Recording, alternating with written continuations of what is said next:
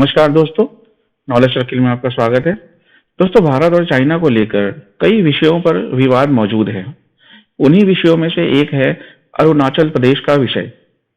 दोस्तों, चाइना ने इस बार फिर से अरुणाचल प्रदेश के 11 स्थानों के नाम के साथ छेड़छाड़ करने की कोशिश करी है। उन्होंने अपनी मिनिस्ट्री ऑफ सिविल अफेयर्स की वेबसाइट पर ऑफिशियली इन 11 स्थानों के नाम मैंडरिन लैंग्वेज में चेंज कर दिए हैं। मैंडरिन को आप चाइनीज लैंग्वेज भी कह सकते हैं, क्योंकि चाइना में सबसे ज्यादा बोले जाने वाली जो लैंग्वेज है वो मैंडरिन ही है, और ये इसे जैंगनैन कहते हैं। इनके हिसाब से ये साउथ तिब्बत का पार्ट है।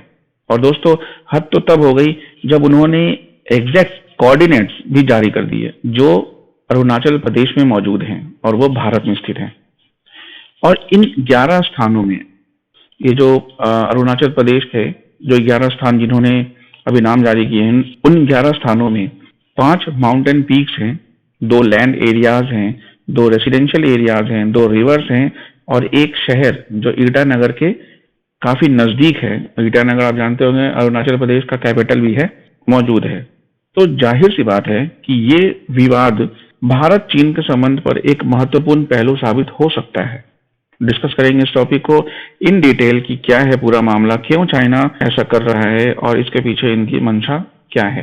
मगर उसके पहले मैं आपको ये बता देना चाहता हूं कि इसके बाद भारत की प्रतिक्रिया क्या रही।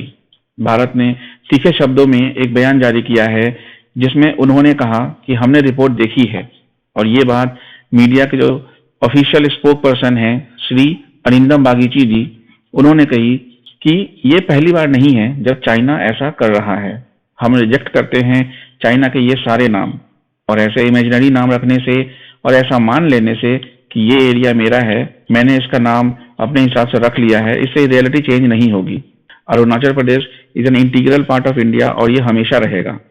यहाँ पर आप देख सकते हैं कि इंडिया ने जो शब्द यूज किए हैं ये कोई पहली बार नहीं है जब चाइना ने ऐसा किया है। एक्चुअली चाइना ने इससे पहले 2 बार ऐसा किया है। 2017 में उन्होंने 6 स्थानों को और 2021 में 15 स्थानों के नाम को चेंज करने की कोशिश की थी। तो सवाल ये उठता है कि चाइना ऐसा क्यों कर रहा है। तो चाइना पिछले कुछ दशकों से अरुणाचल प्रदेश पर अपना दावा करता रहा है। इंडिया और चाइना ऑलमोस्ट 3500 किलोमीटर की बाउंड्री साझा करते हैं, लेकिन अभी तक कोई भी ऑफिशियल बाउंड्री का निर्धारण इन दोनों कंट्रीज के बीच नहीं किया गया है, जिसकी वजह से आए दिन डिस्प्यूट होते रहते हैं। फॉर एग्जाम्पल 2017 का डोकलाम क्राइसिस, जिसमें इंडिया, भूटान और चाइना इन्वॉल्व थे, क्योंकि ये जो है कॉरिडोर, ये सिलीगुड़ी कॉरिडोर है और चाइना और भूटान के रिलेशन बहुत अच्छे हैं, फ्रेंडशिप है, तो इंडिया को बीच में आना ही था। और फिर इसके बाद 2021 में गलवान और 2022 में यांगसी, जहां पे चाइनीज सोल्जर ये नामकाचू, ये जो एरिया है के लैंड बाउंड्रीज को चेंज करने की कोशिश की, बट यहां पे भी उन्होंने मुंह की खाई।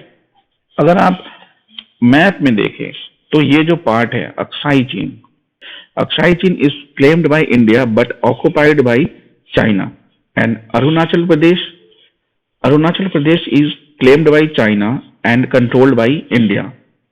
तो इसी कंफ्यूजन की वजह से इंडिया चाइना के बीच 1962 में वॉर भी हुई, और ये डिस्प्यूट बेसिकली 3 सेक्टर में है। पहला है हमारा द वेस्टर्न सेक्टर। इंडिया के अनुसार चाइना ने अप्रोक्स 38,000 स्क्वायर माइल का एरिया ऑक्युपाई कर रखा है जो भारत का है 1962 के वॉर के बाद, जिसे अक्साई चीन के नाम से भी जाना जाता है। भारत का कहना है कि यह लद्दाख प्लेटू का हिस्सा है, बट चाइना इसे तिब्बत प्लेटू का एक्सटेंशन बताता है। और इन्होंने यहाँ पे एक अपना इंपॉर्टेंट हाईवे भी बना रखा है जो कि कनेक्ट करता है इन 2 सेक्टरों को, शीजियांग और तिब्बत। ये शीजियांग और तिब्बत को कनेक्ट करने वाला एक इंपॉर्टेंट हाईवे इनका यहां से होकर गुजरता है। तो ये अक्साई चीन इनके लिए कितना इंपॉर्टेंट है ये आप समझ सकते हैं। और दूसरा है हमारा द मिडिल सेक्टर। 2023 से पहले चाइना सिक्किम को भारत का पार्ट नहीं मानता था, बट 2023 से उन्होंने सिक्किम को भारत का पार्ट माना। इसके बावजूद कुछ डिस्प्यूट्स पॉकेट अभी भी हिमाचल प्रदेश और उत्तराखंड में मौजूद है। अब बात करते हैं ईस्टर्न सेक्टर की, जो हमारा आज का करंट मुद्दा है।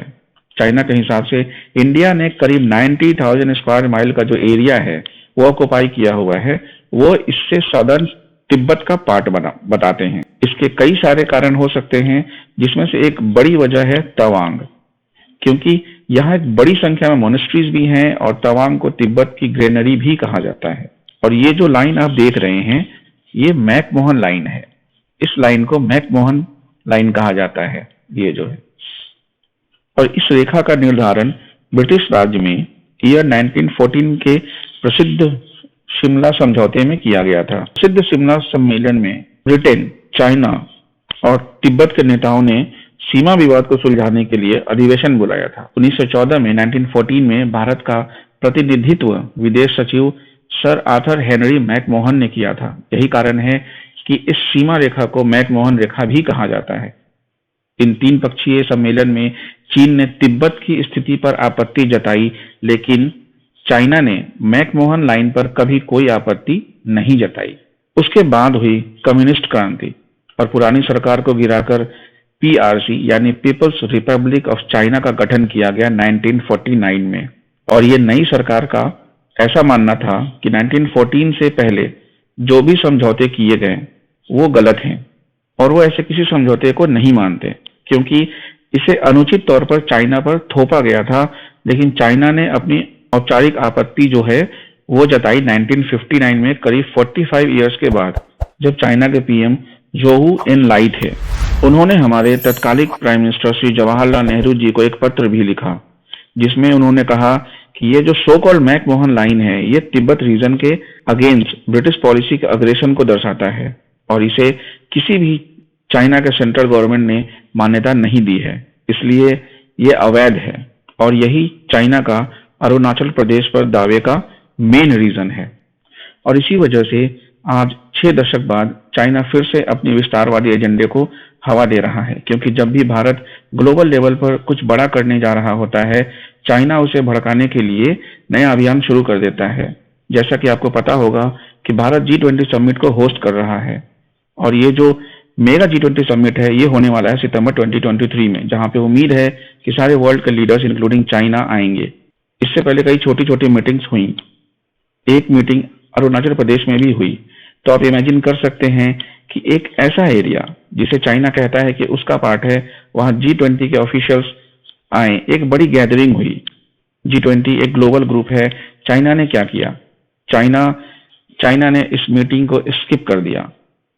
तो कहीं ना कहीं आप देख सकते हैं कि इन सारी घटनाओं से जो मैसेज पूरी दुनिया को जाता है कि अरुणाचल प्रदेश इंडिया का इंटीग्रल पार्ट है। और जैसे जैसे इंटरनेशनल कम्युनिटीज इंडिया के सपोर्ट में आ रही हैं, भारत की जो पकड़ है अरुणाचल प्रदेश पर वो मजबूत होती जा रही है। और इसीलिए चाइना परेशान हो रहा है, क्योंकि कभी भी ये अरुणाचल प्रदेश पर एक प्रॉपर क्लेम जता नहीं पाएगा। ये बस अपने देश में बैठकर ये कह सकते हैं कि इनके हिसाब से अरुणाचल प्रदेश इनका पार्ट है, इसके अलावा ये कुछ खास कर नहीं पाएंगे। तो दोस्तों, आज की वीडियो में बस इतना ही। ये वीडियो आपको कैसा लगा ये मुझे कमेंट में जरूर बताएं, और इन सारी घटनाओं के पीछे जो अरुणाचल प्रदेश और चाइना का जो मुद्दा है, इसके पीछे आपकी क्या राय है आप मुझे कमेंट सेक्शन में जरूर बताएं। और अगर ये वीडियो आपको जरा भी इन्फॉर्मेटिव या अच्छा लगा हो तो इस वीडियो को लाइक, कमेंट और शेयर जरूर करें। तो मिलते हैं अपने नेक्स्ट वीडियो में, तब तक के लिए थैंक यू वेरी मच।